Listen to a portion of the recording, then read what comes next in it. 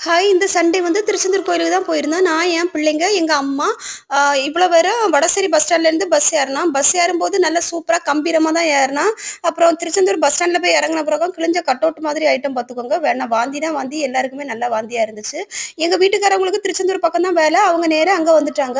அப்புறம் நைட்டு நாங்க சாப்பிட்டுட்டு அதில ஒரு மடத்துல படுத்துட்டோம். அதிகாலையில வந்து ஒரு 2 மணிக்கெல்லாம் எழும்பி நெறைய பேர் குளிக்க போயிட்டாங்க. நாங்க வந்து ஒரு 4 மணி ஆனதுக்கு அப்புறமும் நேரா கடல் குளிக்க போனோம். கடல்ல கொஞ்சம் கூட்டமா தான் இருந்துச்சு. அப்புறம் நாழி கிணத்துல வந்து குளிச்சுக்கிட்டு, சாப்பிட்டுட்டு ஒரு 6 மணிக்கு எல்லாம் ரூ. 100 டிக்கெட்ல வந்து கியூல நின்னோம் பார்த்துக்கோங்க.